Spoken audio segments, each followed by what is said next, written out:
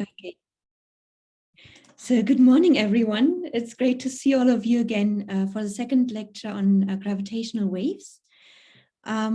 Before we actually get started, I have a couple of announcements. So first of all, tomorrow, Monica and I will swap the lectures. So Monica will have the morning lecture at 9 a.m. Mountain Time, and I will take the second lecture at 10:45 a.m. Mountain Time. I also uploaded yesterday's lecture notes to the wiki, and I posted the link for this numerical relativity Einstein Toolkit School, both on the wiki and on the Slack channel. Okay, so and that switch in schedule has been updated on the schedule. So just Okay, wonderful. Just to remind everyone. So do you have any questions about our lecture yesterday before I get started with today? Okay, that doesn't seem to be the case. So our plan for today is to finish our discussion on gauge choices in general relativity that are particularly well suited to identify the gravitational radiation degrees of freedom and to describe gravitational waves. And then once we are done with that, we will start describing how gravitational waves propagate, how they impact matter far away from the source, and how we can actually use that to then detect gravitational waves. And for this very last part, if you have time, I think I would like to experiment a little bit with breakout rooms, but we'll talk about that in more detail when we get there. And as usual, or as I said yesterday, if you have any questions, just interrupt me or put it in the chat, whatever you feel most comfortable with. Okay, so with all that said, let me just switch to my notebook, and it should work better today because I actually found a working version of the program that I used to use in the past. So this should be much better now.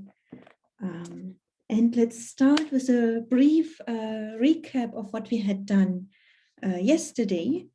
So remember, we started studying gravitational radiation, and to make the problem tractable, we decided to, or I decided for you, that we will work in the weak coupling and slow motion approximation.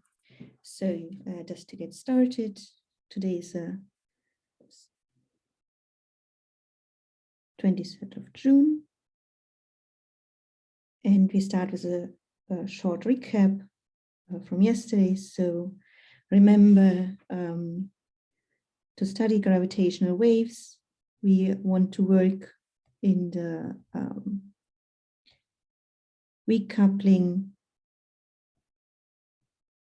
and slow motion approximation.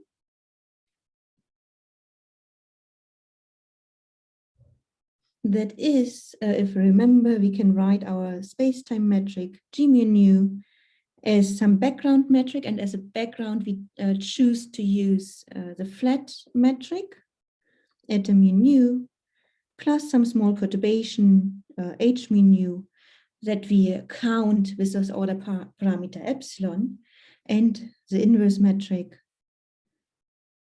we saw can be written in this form eta upper indices mu nu minus epsilon h mu nu. And then we would have higher order corrections here. Okay, let me just write out one thing, one operator that I think caused a little bit of confusion yesterday. So if we look at the wave operator, in general, we would have the Spock's operator, which is the contraction between the inverse metric G mu nu, and in general, we would have the covariant derivatives nabla mu here. So if I expand this out, I would have a first bit, which is just a flat D'Alembert, mu nu, and then we have these terms of order epsilon, h mu nu, d nu, plus eta mu nu, and then we have a gamma term here, rho mu nu, computed with a perturbation times this partial derivative. plus higher order terms.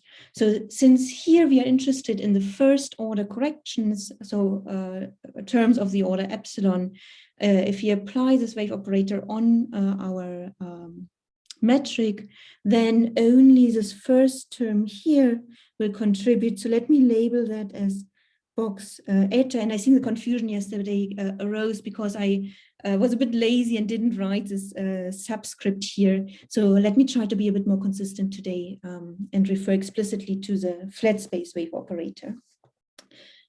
Also, one more thing, also related to the wave operator. So if I write out our wave operator in derivatives, then we would have here a minus 1 over c squared speed of light, second time derivative plus Laplacian. And again, this is probably something that we missed because we had a discussion that finding a wave equation for our perturbation also indicates that our gravitational waves travel at the speed of light. Wasn't quite as obvious because we use geometric units where we set the speed of light to 1.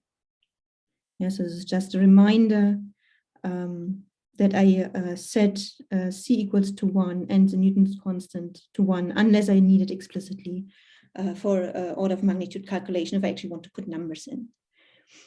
Okay, so the other item, other reminder is that we don't actually work directly with our metric perturbation H, but we use this trace reversed version or the form that coincides with gravitational potentials.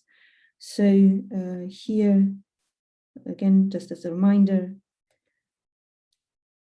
so we work with the gravitational potentials. And that is, we use this H bar mu nu that's equal to our original perturbation H mu nu minus 1/2 eta mu nu. And then here we have the trace. H is a contraction between the perturbation and the background metric. Good. And what we've seen already yesterday is that we're using or can work in the harmonic gauge. So just a reminder,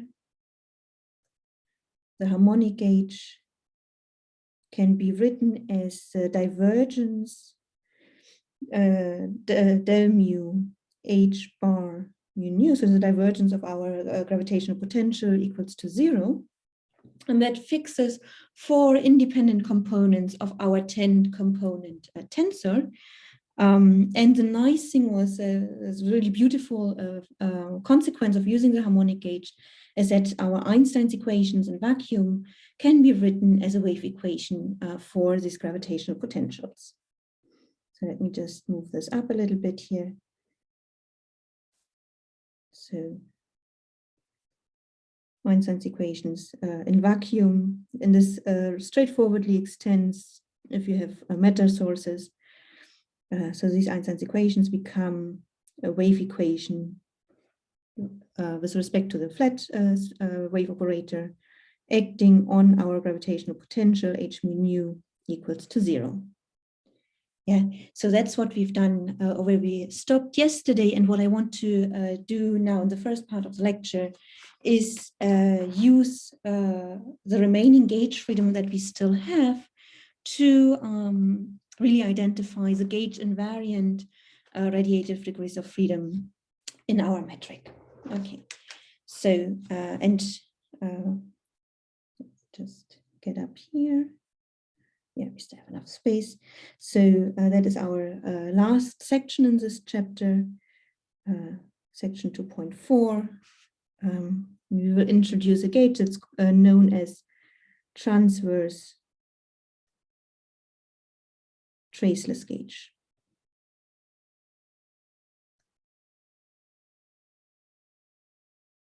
So if you remember yesterday, we talked about infinitesimal diffeomorphisms that can generate a gauge transformation. So these could be written in the following form. So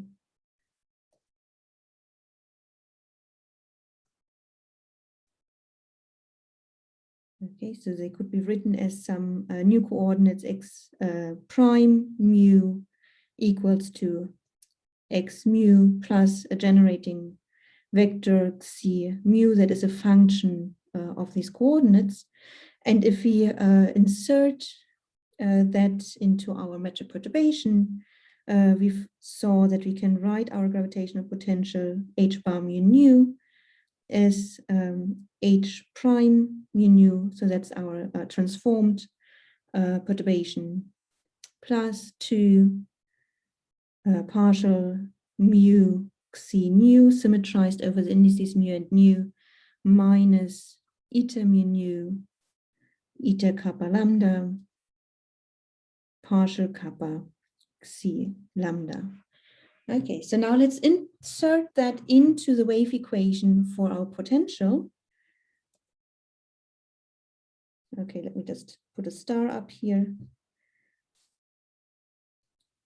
So if we do that, we find the following.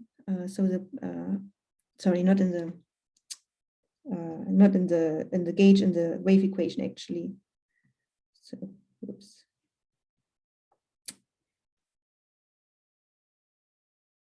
Okay, this is what I want to do. So that is our gauge was written in this form. If we insert this and do the calculation properly, what we will find is that the harmonic gauge can be written as a divergence of our new quantity h bar prime mu nu plus a box operator, again with a flat space metric acting on our vector xi mu. So in other words, if you want to preserve the harmonic gauge, so if you want to keep this form independently of the choice of our gauge, then we find that as long as the wave equation, as a wave operator acting on our generating vector is 0. Yeah. So in other words, we have this additional freedom to choose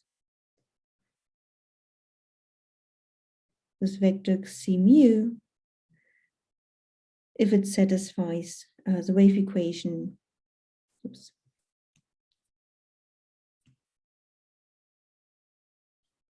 Box xi mu equals to 0. Yeah, such that the harmonic gauge is still satisfied in both systems.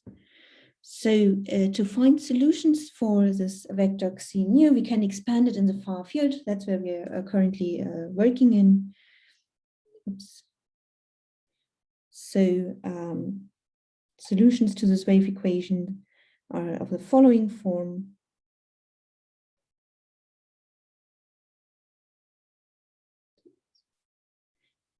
In the far zone can be written as 0 component, say, would have a structure of 1 over r times a function alpha that is a function of t and our distance, and the spatial components xi can be written as some 1 over r times a function beta of t, beta I of t and r.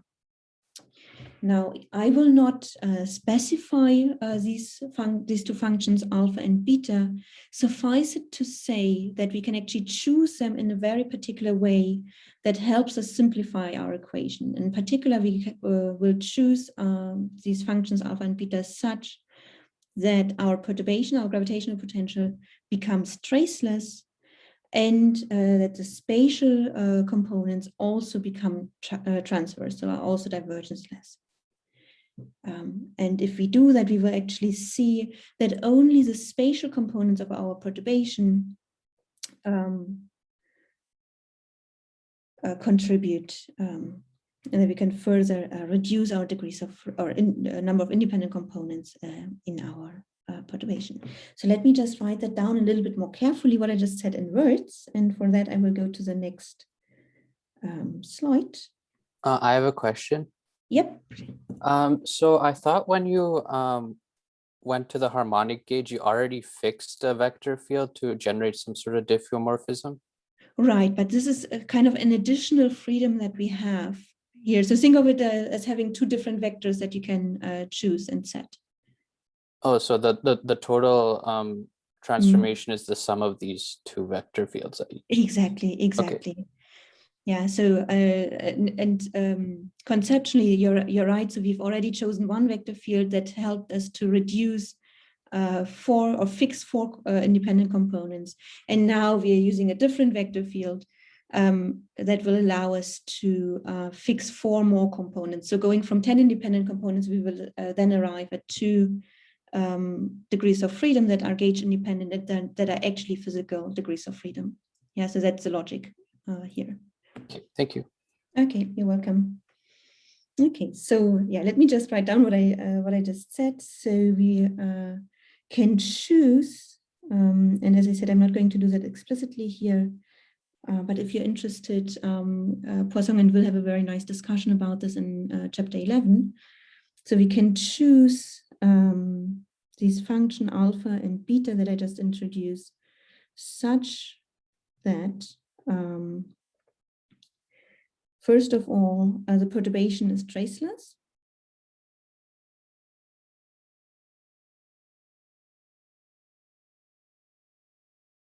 Yeah, that is our h bar equals to 0, and that implies that also the trace of the original perturbation is 0. And the second item is that we impose, so we can choose these functions such that the time-space component vanishes.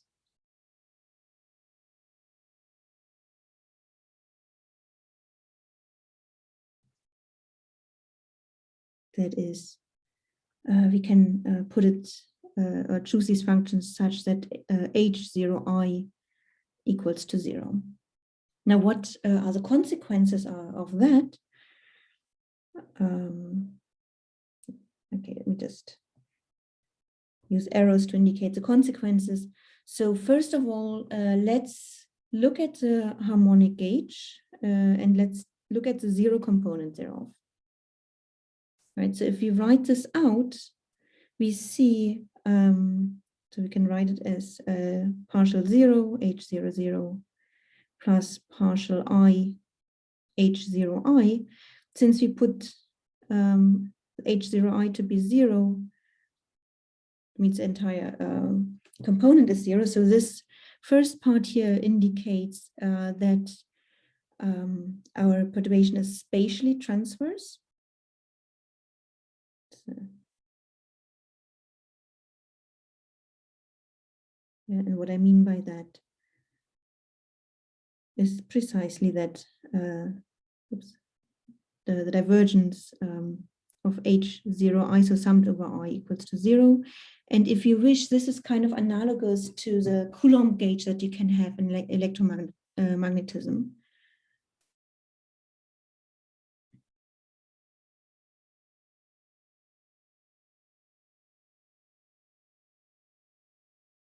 That's just a side note. The other consequence is that if you inspect now this first term here that I have in my wiggly line, that by consequence is also 0, which means that the 0,0 component of our perturbation is time independent. Yeah.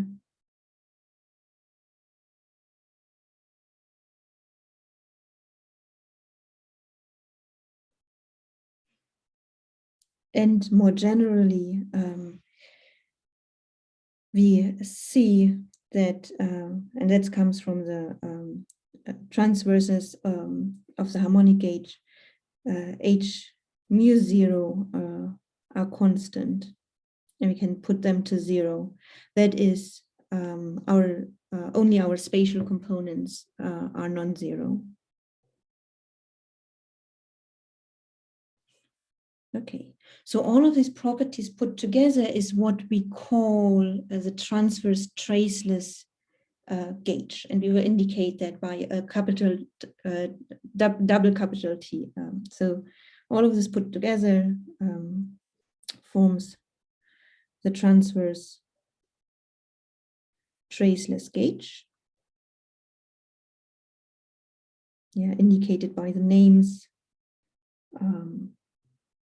Just use this here because we choose the function such that our perturbation can be traceless, and it's already transverse from this condition here. Okay, so that is partial mu h mu nu tt equals to 0, and this is the same as actually putting the original perturbation divergence thereof to 0, and it's, since we are in the traceless form, it's the same as having our gravitational potential divergence free. Okay, yeah, so this is our transverse traceless gauge. So whenever I use this double T, that's exactly what I'm referring to. Okay, so and now we have exactly what I promised. So we if we now go and count our degrees of freedom,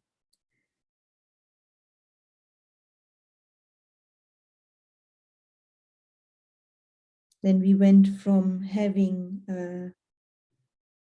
10 independent components in our original tensor, which is a symmetric tensor. Then we used the harmonic gauge to fix 4 components. So we ended up with 6, and now we used this transverse traceless gauge to fix 4 more components. So we end up with 2 degrees of freedom.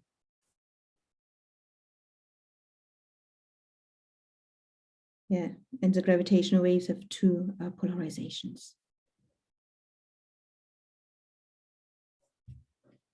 Okay, very good. So that's where I wanted to arrive after the discussion of the gauges.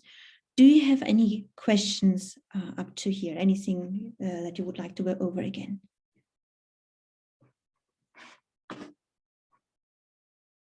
Okay, if not, then let's continue and actually talk about gravitational wave propagation. That is, how do we describe the waves or wave solutions in the far field, far away from our source? And let me just start on a new page to do so.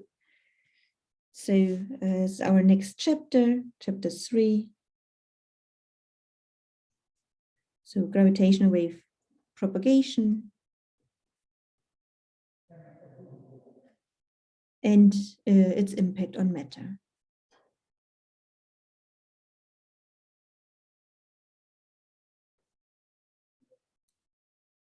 And what I'm interested in is a system like this, where I say, okay, I have some source here, which is in a small region, source, and I have an observer or a detector far away here. It's our observer. Yes, I'm interested in the distance here, we said yesterday, is much larger than the characteristic wavelengths. And I'm interested in the wave solutions far away from the source that we may observe here. Okay. So, and what we have to solve for this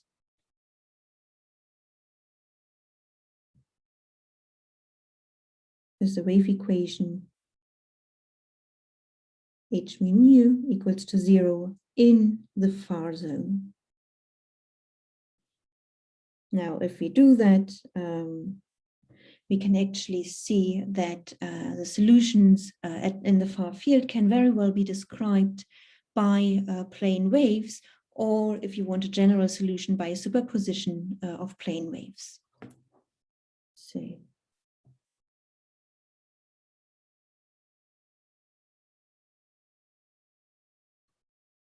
okay, yeah, so the solutions to this, or any solution really, can be described by a superposition of monochromatic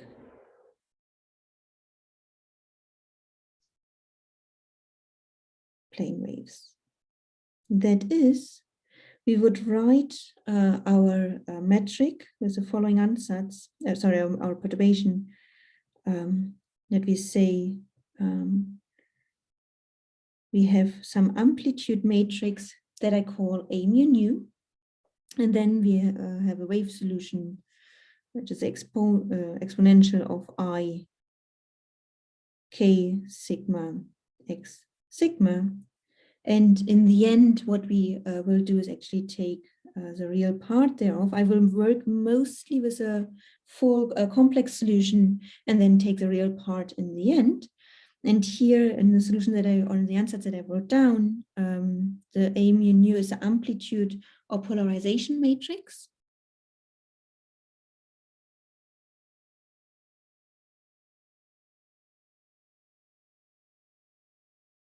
And this K mu is our 4-wave vector.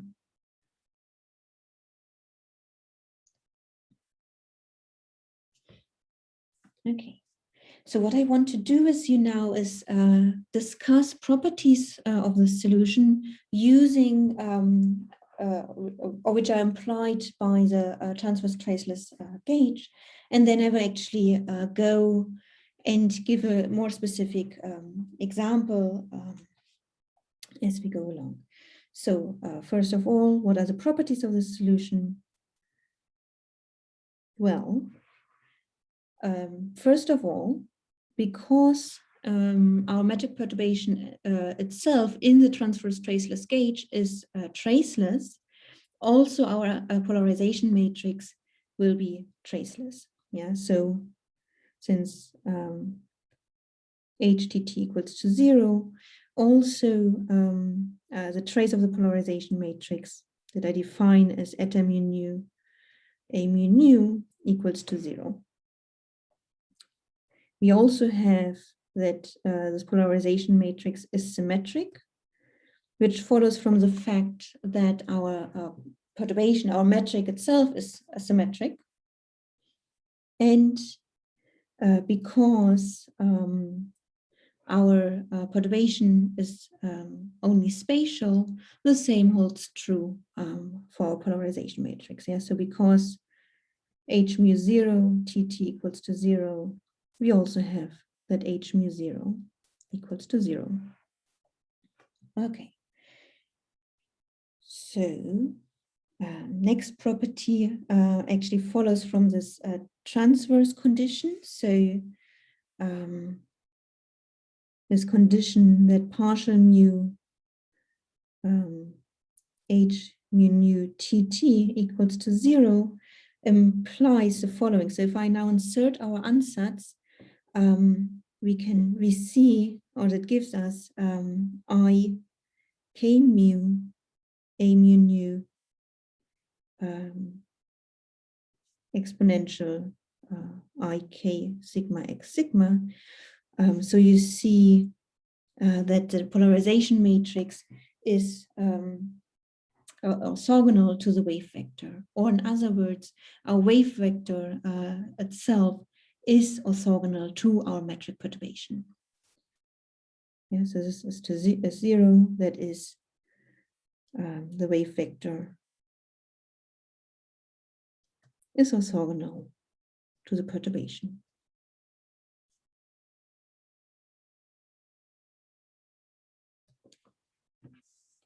Okay, so next equation that we can look at is the wave equation itself. So here we would have a wave operator acting on H mu nu TT. Again, I'm not inserting everything in detail. You can do that or verify that at home. But what we find here is that this is minus k kappa k lambda eta kappa lambda, and then we have A mu nu and the exponential. That is, we have minus and then the norm of our wave vector k lambda times H mu nu tt itself, and because we are looking at the wave equation in vacuum, this equals to 0. So from this relation, it follows that the norm of the wave vector, that is k lambda equals to 0. So the wave vector is a null vector. Yeah, so.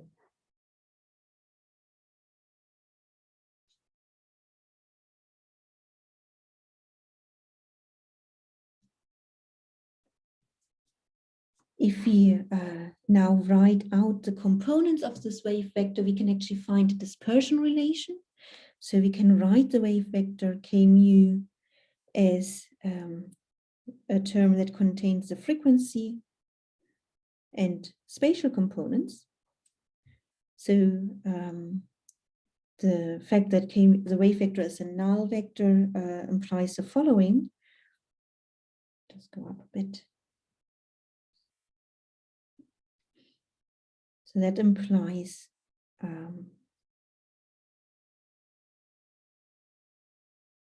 that minus omega squared, minus the frequency squared, plus the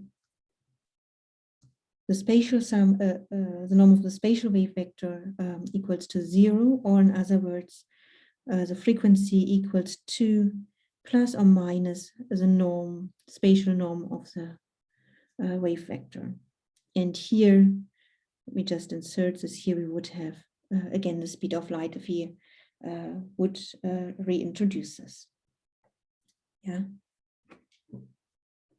And that is the dispersion relation for a wave that at least far away propagates at the speed of light. Okay. Very good. So to write out the polarization matrix explicitly, I will assume, just for simplicity, to give you an example, that our wave is propagating along the z direction, so along the k3 direction. Yeah, so the next item that we want to do is actually write out the polarization matrix explicitly for one example. So to do so, let's consider propagation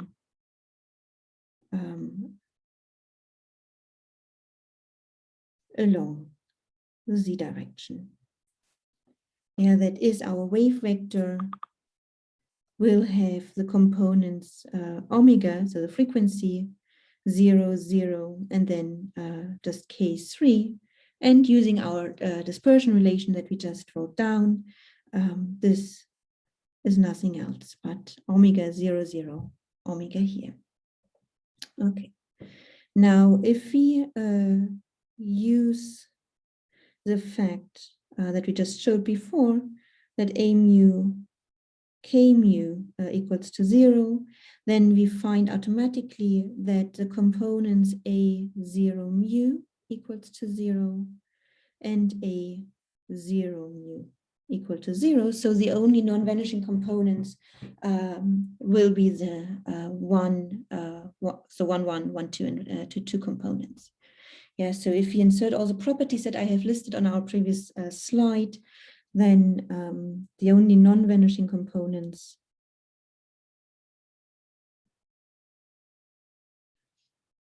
are a11, and because of the tracelessness, this is actually minus a22, and we just label that very indicatively as H with a plus. So this is what we will later on refer to as the plus polarization of our gravitational waves. Now, the other non-vanishing components are the A12 component, and because of our symmetry, this equals to A21, and we will label that as H cross. So this is what we will call the cross polarization of our gravitational waves. So if I write that in a matrix form, we will have the following, that our polarization matrix A mu nu is given by H plus minus H plus on the XX and YY component, H cross on the A1, 2, and 2, 1 component, and then everything else will be 0.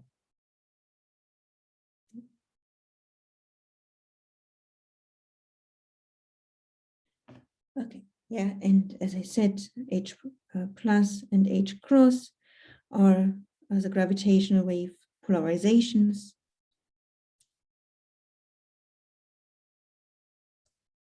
And they completely characterize our gravitational wave.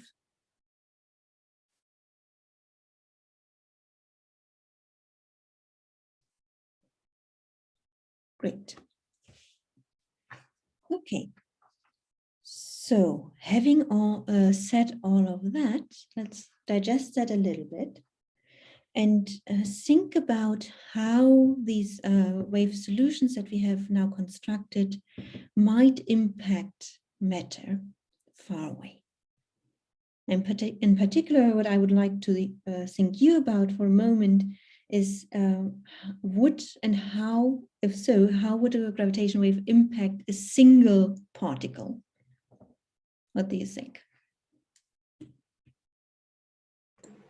It wouldn't. Mm-hmm. That's absolutely right. Yeah, so passing gravitational wave would not at all impact a single particle. And the reason for that is essentially that a single particle would move along a geodesic, and you can always find a coordinate system where the forward velocity remains or is 0 and then remains constant. That is, or in other words, if you want to think about a funny analogy, think about having like a paper boat on a small lake and putting waves through. So the boat itself will not actually move by itself and would basically stay put. So you wouldn't be able to make any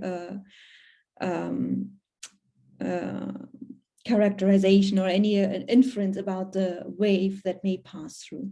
So what we do need are at least two nearby particles so that we can measure their relative motion to each other. Okay, so let me write that down and then we think about how we can describe that in a bit more detail to describe that mathematically. Yeah, so just as a so the next section here is the impact of gravitational waves on matter. And as I just mentioned, single particles are not affected.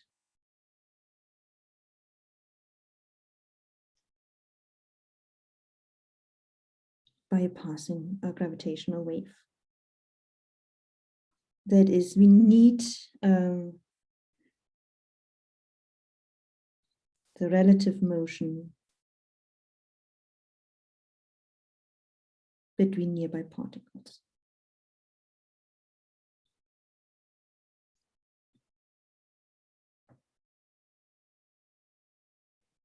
Okay, so what we will do is assume that each of these nearby particles still move on geodesics.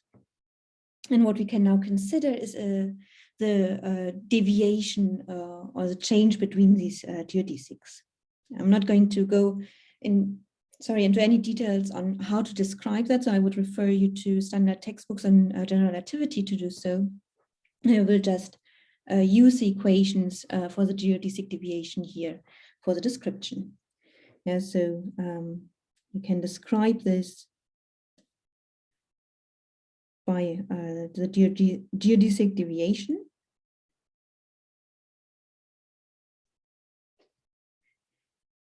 And in particular, if we take the separation vector,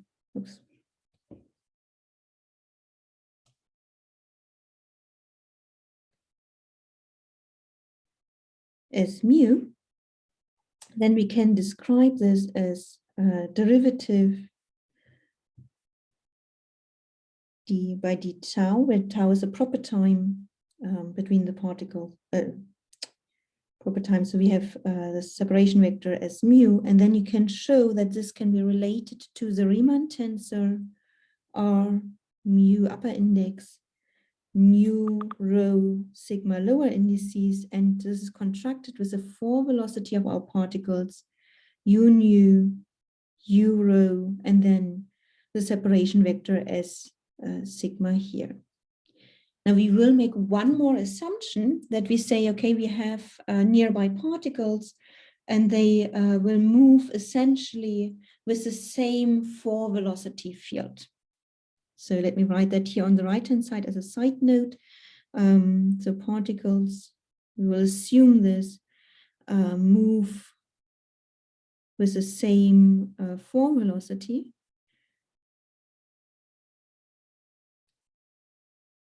U mu, and we will expand this 4 velocity around the rest frame. So what I mean by that is that we will take the 4 velocity to be 1, 0, 0, 0, so which describes the particle at rest, plus a small perturbation epsilon u mu. And let me just label that as 1. Now let's also remind ourselves, and again, I will give you the final result, the Riemann tensor in the TT gauge.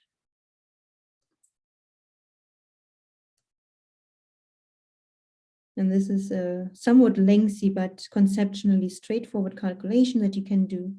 And what you should find is that the Riemann tensor, and let's just look at the 0, 0 component, and I will tell you in a minute why that is.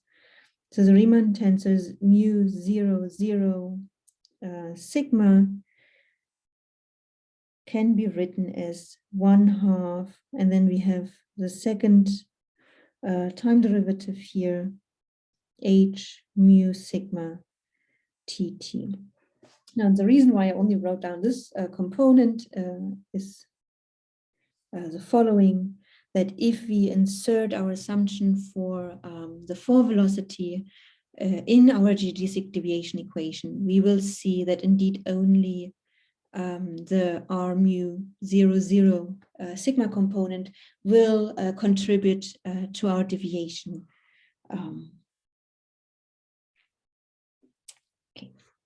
Yeah, at leading order. And the reason is that the Riemann tensor itself is already of order epsilon, so only the leading order component of our 4 velocity will contribute here. Okay, so let me just write that down on the next slide. So as I said, if we insert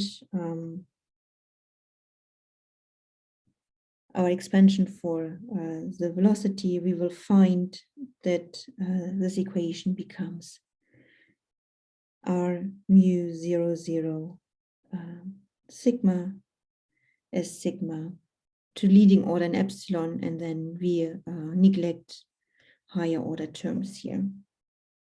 So if we put all of that together, we will now find an equation for the geodesic deviation. So what we get here, we will also, we'll make one more assumption, put that on the side here. So the assumption is the following, that if we take the proper time tau, then we can actually write that as t, which is what I'm going to use at the moment, plus again higher order terms and epsilons that we neglect. So with all of that said, we can now write our geodesic deviation equation as the second time derivative of the separation vector as mu, and that equals to 1/2 second time derivative of h in the TT gauge, so our perturbation in the transverse traceless gauge, mu sigma, and then we have a contraction here with our separation vector as sigma. And what we can see almost immediately, if we again assume that our wave travels along the z direction, is that only the S1 and S2 components are non-zero. So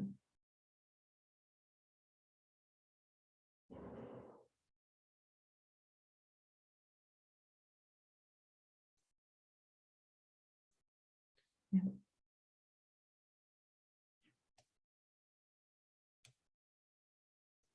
Unequal to 0. Okay. So what I would like to do next is actually solve this equation explicitly. And what I will do is consider a ring of nearby particles. So this will lead to the plots that you may already be familiar with. It's just quite convenient way to study this. So what I will look at is a ring of particles that originally, if there's no gravitational wave passing through, are really have the same distance among each other, so are properly spherical. And I will consider the two polarizations that we have seen before separately. And any more complex solution you can then find through a superposition. Okay, so in the first instance, let's just assume that we are oriented such that our cross polarization is 0 and we can focus only on the plus polarization of our gravitational wave. So this is what we're going to do here. If we insert now this, this should be non-zero. Now, if you insert the plane wave solution that we've derived before into our geodesic deviation equation, we find the following. So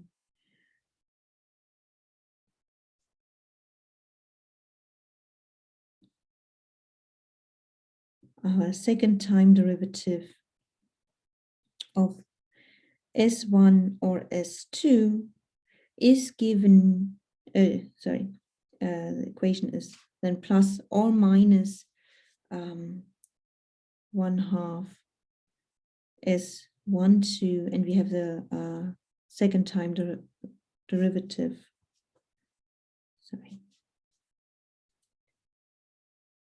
here of H plus times this exponential e to the I k sigma x sigma.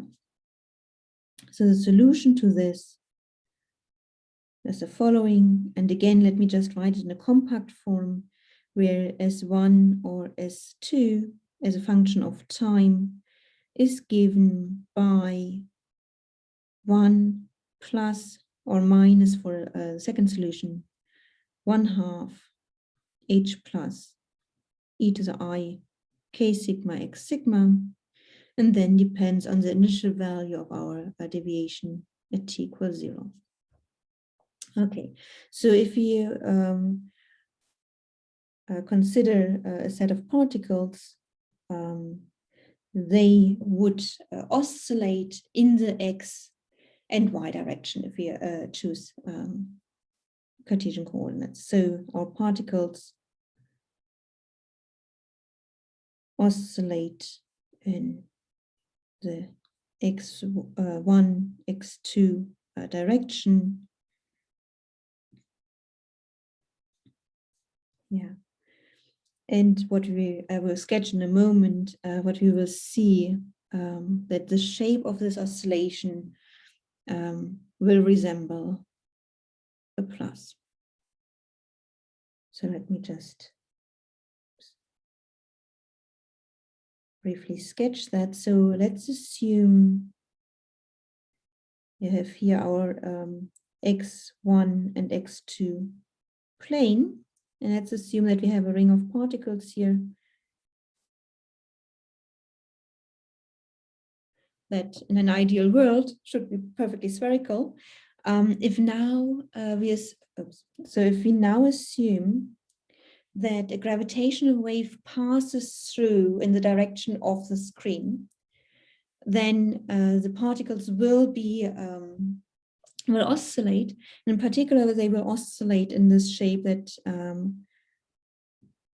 they may be stretched in the x2 direction and squeezed in the x1 direction. And because my drawing is not really perfect, let me just draw a continuous line on which these particles would lie. So they would come back to their original position, then oscillate in the opposite direction, come back, etc., etc. So similarly, if we now look at the cross polarization, so if we say, okay, let's assume we are in a state where this plus polarization vanishes, only the H cross polarization is present, then we would find the following. So let me just go up a little bit. So in the second case, we say, okay, now the H cross polarization are non-zero, and we put H plus to be 0. Then the geodesic deviation equations are the following.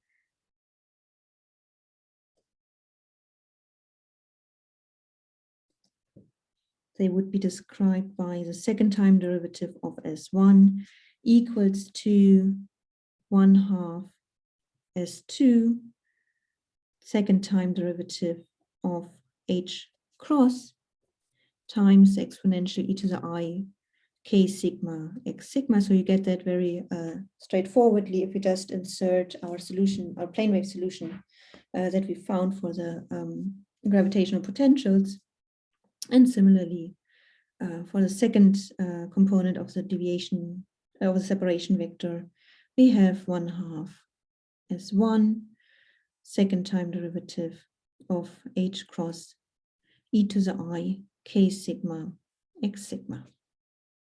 Okay, the solution to these equations are the following, that we have S1 component as a function of t is given by its initial value at t equals 0 plus 1/2 H cross the exponential I k sigma x sigma, and then a dependence here on the initial value for the component 2. And like analogously, the S2 component as a function of time is given by its initial value plus 1/2 H cross exponential ik sigma x sigma, and then S1 of t equals 0. Now, if we solve this equation, if we sketch the solution, we will find the following. And actually, let me just wait a moment so that those of you who write can finish their writing, and then I will continue on the next page.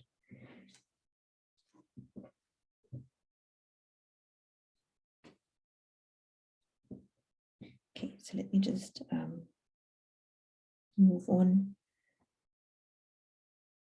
So what you will see now is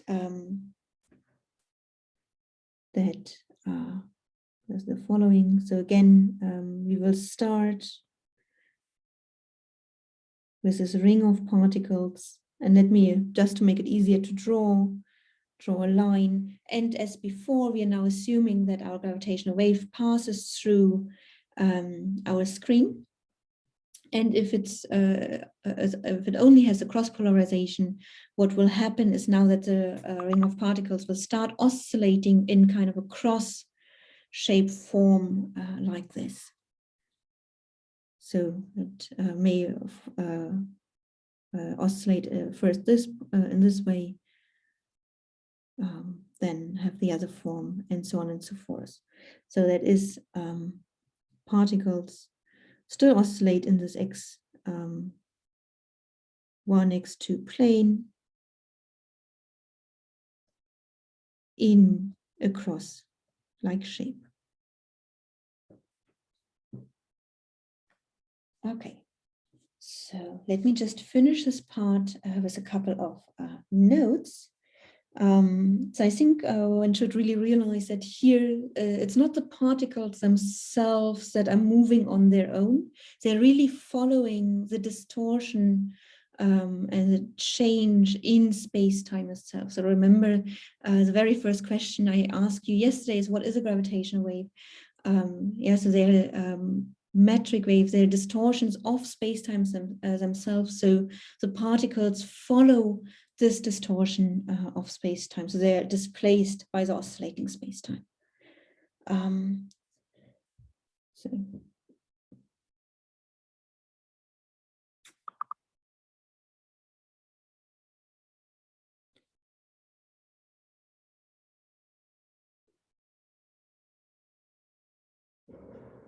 Okay. And what you may also have noted, in particular looking at these illustrations, is that we can actually rotate the different gravitational wave polarizations into each other.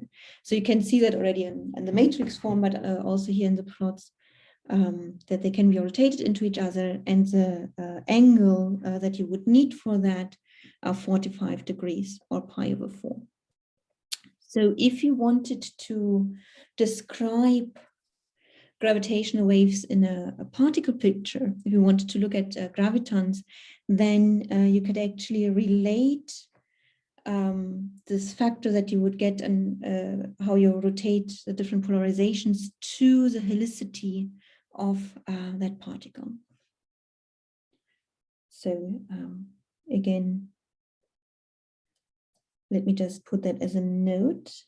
Yeah, so first of all, the polarizations can be rotated into each other.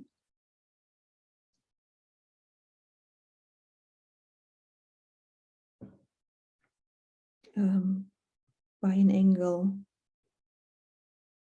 pi/4. And then the last item that I wanted to make, or note that I wanted to make here, is that this can be related to the helicity or spin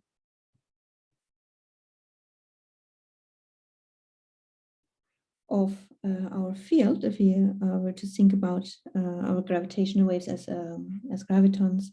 So the helicity would be determined by pi/2s, which implies that graviton is a spin-2 field. Oops. And actually, similar, you may be more familiar with that in electromagnetism. So if you look at electromagnetic waves, they can be rotated into each other by a rotation of 90 degrees or pi/2. And their helicity indeed is spin s. So you can think of electromagnetic fields as a vector or spin-1 field, whereas a gravitational field is a spin-2 field. Yeah.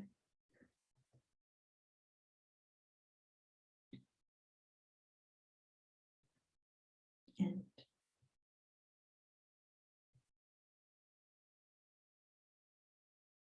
okay, that was just a side note. And for the last about 10 minutes that I have here, I would like to go over some basic principles of gravitational wave detectors and how we can use this impact of gravitational waves on matter for gravitational wave detectors. And what I would like to do, and I think we have the time actually to do so, is a little experiment, and that's why I asked in the very beginning whether we can use breakout rooms. So I would like to split you up in groups of 5, I think is a reasonable number, and just for 2 minutes, not much longer than that.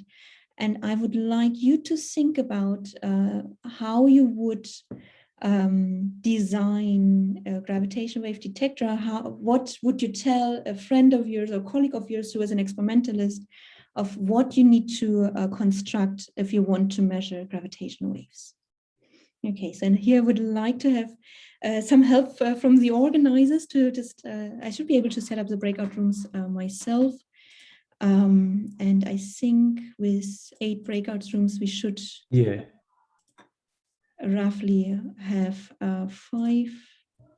Do you see the breakout room option? Yeah, I can see the breakout rooms. Let me create 7 breakout rooms, which should get 5 to 6 participants per room. As I said, really just for 2 minutes. I will stay here, and when you come back, I would like to hear your ideas of how you would design a gravitational wave detector before I tell you what's actually done currently. Okay, so let's try that. And I open all the rooms now.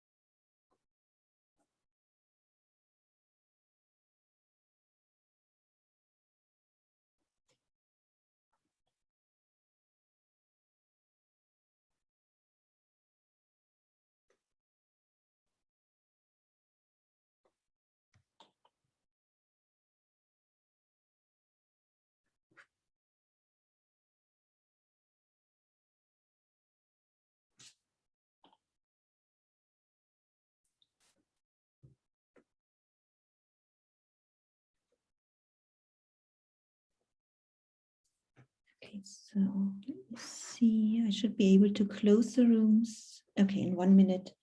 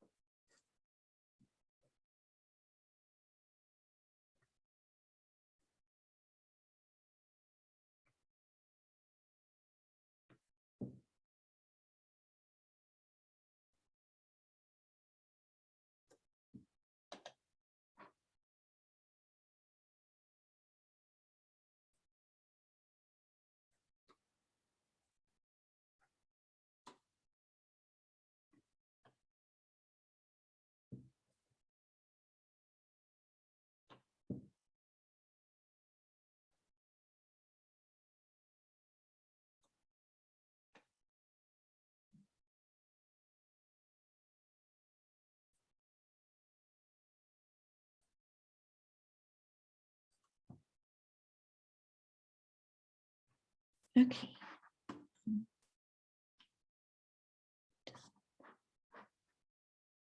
Okay, so I think everyone should be back now.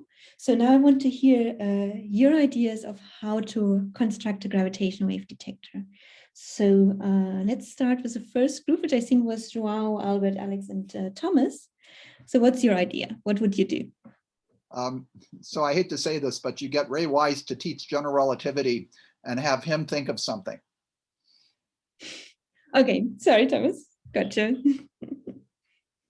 Ray Weiss is an atomic physicist at MIT, as you know very well. And the story is that he invented LIGO because he had to teach general relativity.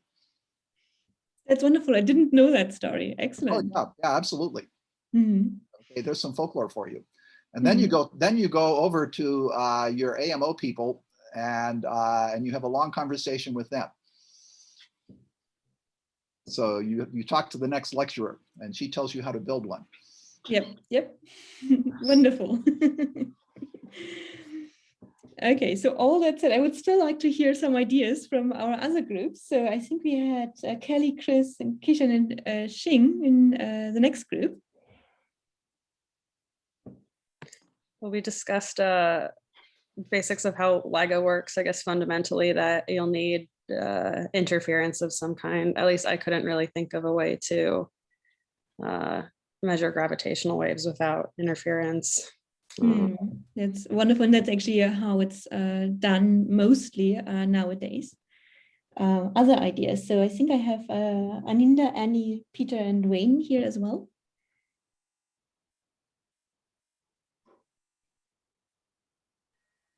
Hey, I heard once about this primitive gravitational wave detector called a Weber bar, which is basically a big aluminum can, like 2 meters in size. And it was supposed to resonate when a gravitational wave passed through it. But the experiments that Weber claimed to have done with these couldn't be duplicated, but it was in principle something that could be used. It just turned out that it didn't actually work in practice.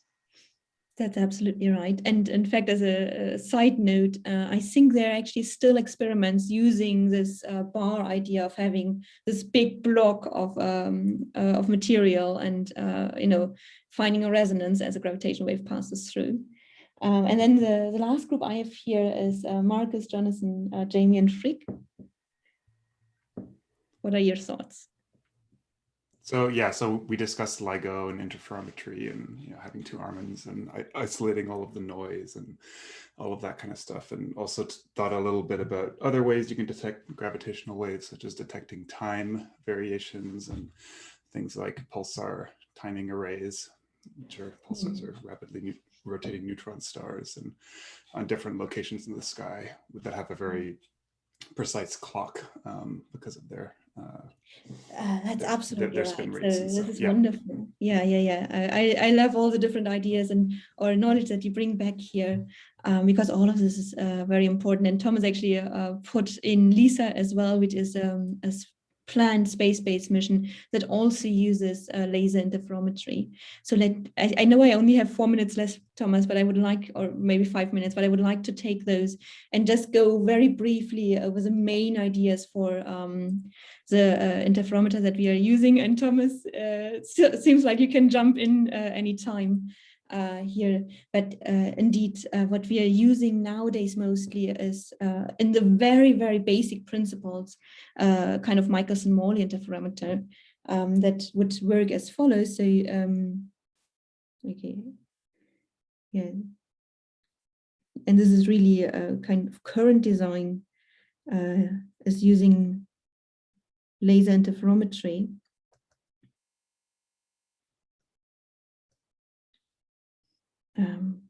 That is a very refined version of a Michelson-Morley interferometer.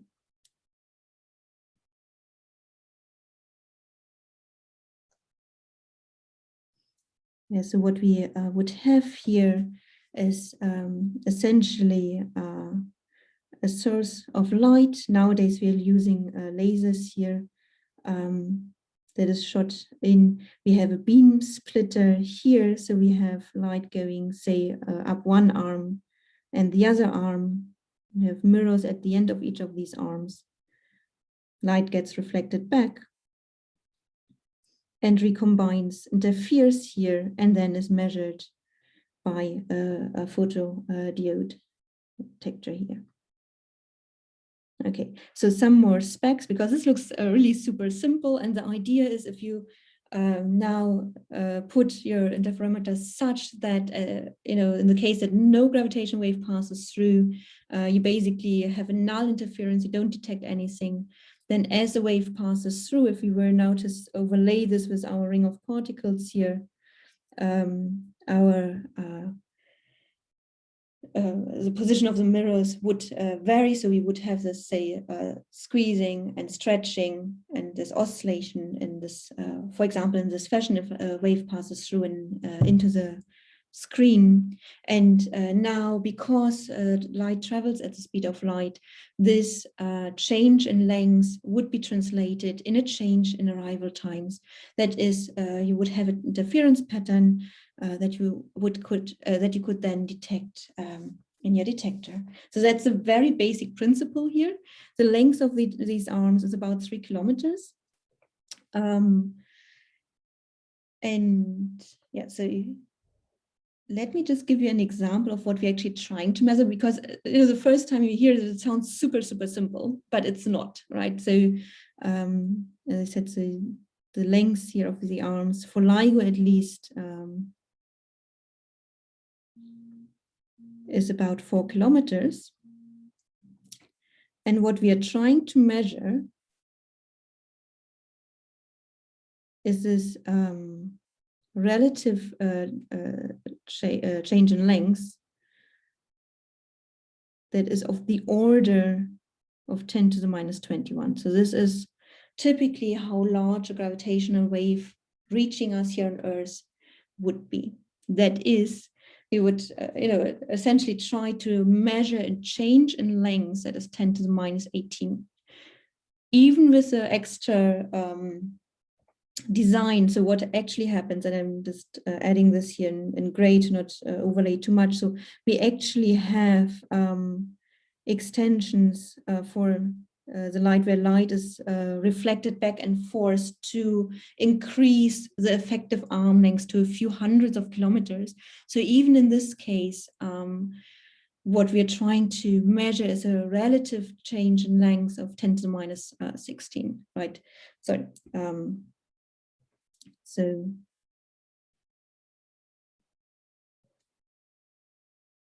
effective arm lengths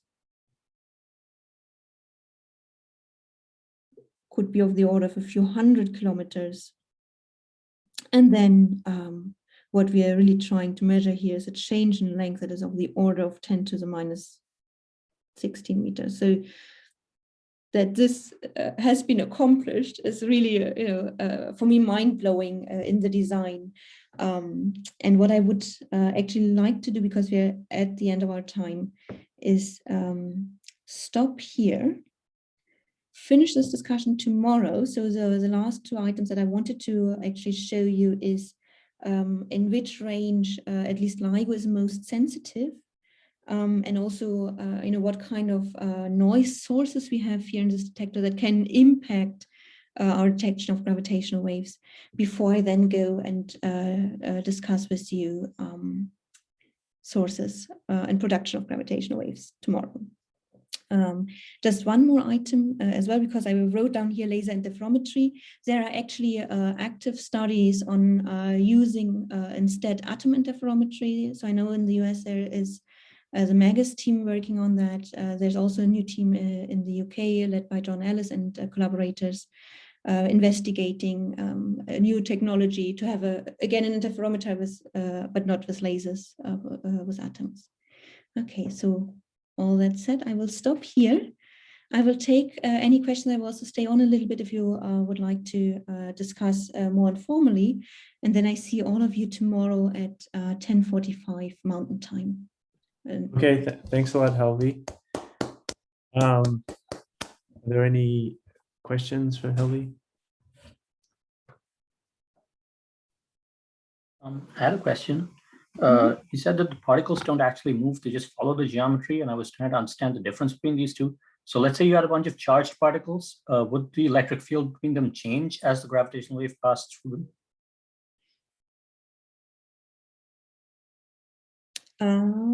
Let me see. No, so I mean the position of a particle would still. So think of it in the following way, right? So our particle does not.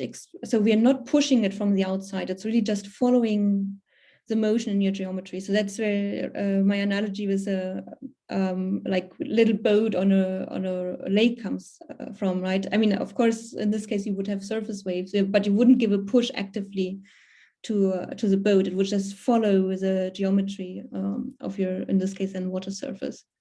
The electric field would not change. Let's say you had two particles antipodal on that circle that you drew. The electric field between them, if they were both positively charged, would be constant as a function of time.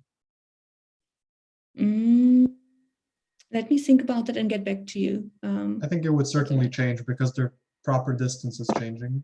Yeah, I mean, if they're changing, then how is this? I mean, that should be a measurable quantity, right? For a single particle, you can always choose your gauge so that that particle follows a straight line trajectory. So in that sense, a single particle, you can't detect any motion. But if you have two, then you have a relative change in the separation. So this is actually a measurable quantity. That you can just see if the electric field between the particles changes and measure that. And that's a way of detecting that the gravitational wave has passed through. Yeah, so let me think about how large this effect would actually be, or maybe you can actually take that as a homework, as an exercise. Okay, thank you. Mm-hmm. More questions? What is the wavelength of these gravitational waves that are detected? No, that's an excellent question. That depends a lot on the source. So if you have gravitational waves coming from, say, two neutron stars that are or have the last few orbits, or two stellar mass black holes very close to merger, then the frequency is about 100 hertz. So this is exactly the frequency range that LIGO or the ground-based gravitational wave detectors are sensitive to. If you have a gravitational wave coming from, say, a star, or say two neutron stars that are still very widely separated, or two black holes that are very widely separated, then we would talk about millihertz or decahertz. If you have supermassive black holes that are orbiting around each other, we would also talk about millihertz. So in fact, this is one of the items that we will discuss tomorrow to see the dependence on the frequency, how the frequency depends on the mass and orbital separation of our sources. Yeah.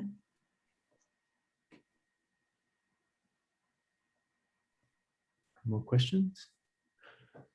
One of the improvements or proposed improvements from Lisa over LIGO was the fact that now you're adding a third test mass and you get to greatly reduce the spread on where the information could be coming from.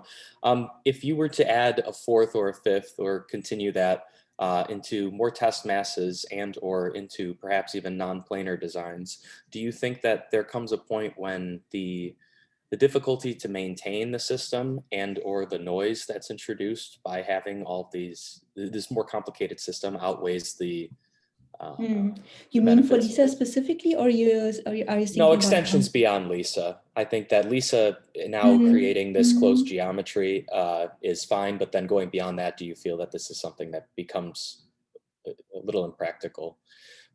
Yeah, so if it's a space-based mission, yes, because you also have to weigh the gain essentially in scientific information to the cost that that you have by shooting an extra satellite up, right? So I mean, there were preliminary studies last year in the context of this ESA Voyage 2050 program, where we do think about designs for that can come after LISA. Not sure there were really serious attempts for more than 3 probes in there. So it's more, I think it was more about which frequency band are we interested in? And is laser interferometry still the technology that we would be thinking about in 30 years' time? Yeah, so I think I'm a bit wishy-washy here because the answer is I don't know, and it's something that one needs to think about very carefully. How much do you gain in knowledge versus, what the costs are? Because in the end of the day, we all need to get money from the funding agencies to actually build these instruments and send them up to space. Thank you. Does that kind of answer your question? Yes, thank you. Thank you. Okay. Any more questions? I had one question. Can you, maybe you'll talk about this later tomorrow or maybe the day after, but can you just briefly tell us how the strain function is derived? Yeah, so Is there some quantity that can be derived from yeah, so that's what we will actually see tomorrow. If you have a source that has a changing quadrupole moment, then that will produce a strain. So what we will see tomorrow is actually how to relate the strain to the quadrupole moment of our source. Yeah, and I will go over one example with you, which is for a binary system. Okay.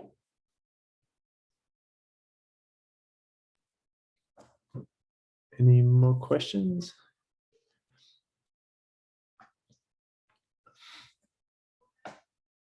Okay, if not, let's thank Helvi again.